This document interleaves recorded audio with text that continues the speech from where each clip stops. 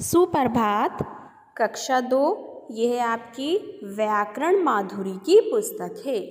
आज इस पुस्तक में हम दिए गए अध्याय नंबर 1 जिसका नाम है भाषा और लिपि को पढ़ेंगे। ये आपकी व्याकरण की पुस्तक का अध्याय नंबर 1 है। अब हम इस अध्याय को पढ़ना प्रारंभ करते हैं। भाषा। सर्वप्रथम बच्चों हम इसमें भाषा के बारे में समझेंगे कि भाषा क्या होती है।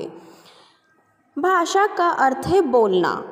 हम अपनी बात दूसरों को बोलकर, सुनकर, लिखकर या पढ़कर समझाते हैं। जिस प्रकार से हम बोलते हैं, जिस प्रकार से हम अपनी बात को दूसरे व्यक्ति तक पहुंचाने का साधन को प्रयोग करते हैं, उसे ही हम भाषा कहते हैं। जैसे अभी मैं आपको इस अध्याय को पढ़कर बता रही हूँ, तो मैं यहाँ पर बोलकर आपको अपनी भाषा आप तक पहुँचा रही हूँ। सुनकर आप सुन रहे हैं, आप मेरी बोली गई भाषा को सुन रहे हैं। और जब हम लिखकर अपनी बात दूसरों तक पहुँचाते हैं तो वो हमारी लिखित भाषा हो जाती है।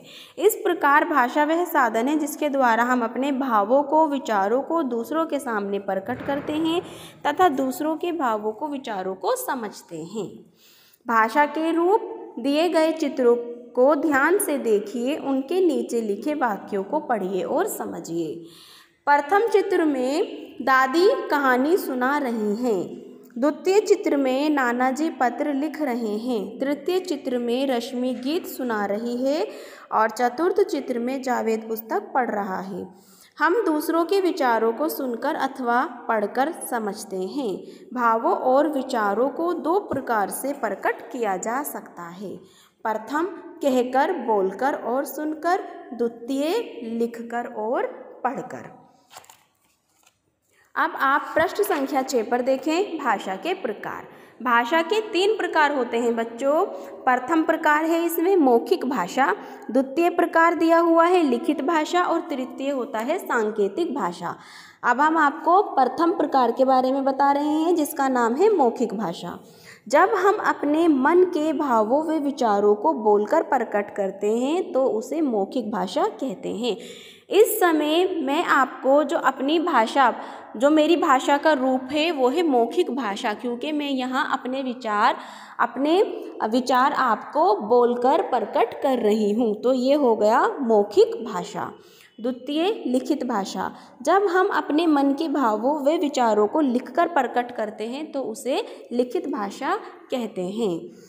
तृतीय सांकेतिक भाषा। जब हम अपने मन के भावों व विचारों को संकेत के माध्यम से प्रकट करते हैं तो उसे सांकेतिक भाषा कहते हैं। सांकेतिक भाषा जैसे हम किसी दूसरे अन्य व्यक्ति की तरफ इशारा करके बताते हैं। जब आपको किसी को बुलाना है तो आप उसे बिना बोले इशारे से अपनी ओर संकेत कराते हो, तो वो आपकी सांकेतिक भाषा होती है। अन्य भाषाएं। विश्व में अनेक भाषाएं प्रचलित हैं। प्रचलित मतलब फेमस हैं, बहुत ज़्यादा प्रसिद्ध हैं।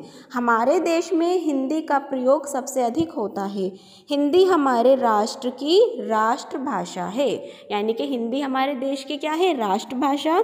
इसी प्रकार विदेशों में जो भाषाएं बोली जाती हैं उनके भी अपने अपने नाम हैं। जैसे रूस में बोली जाने वाली भाषा होती है रूसी, जर्मन में बोली जाने वाली जर्मनी, अंग्रेज़ी, फ्रेंच आदि। हिंदी के अतिरिक्त हमारे देश में अलग अलग राज्यों में विभिन्न भाषाएं बोली जाती हैं।